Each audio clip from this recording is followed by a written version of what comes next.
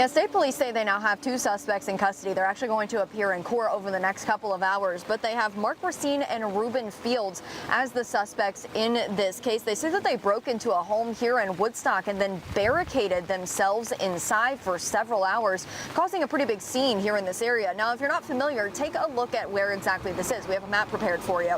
State police say they were called to a home near Prospect and Woodstock Road for an active burglary.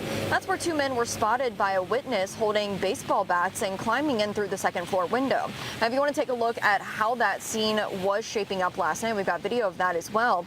When state police first arrived, investigators say they brought in several officers with tactical, negotiating, and the drone teams to the scene.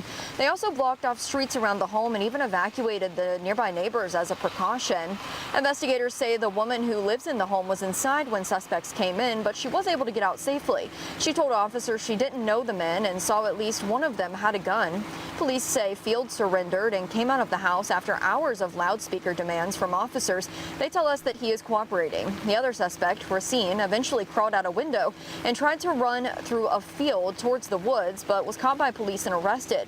That scene has since cleared and no injuries to anyone involved were reported. But if you want to take a listen to what officers were saying last night, they tell us that it was very difficult to really know what they were headed into.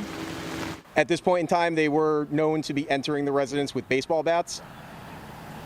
It's not known for certain if they are armed with firearms or not, but every precaution is being taken in that regard nonetheless.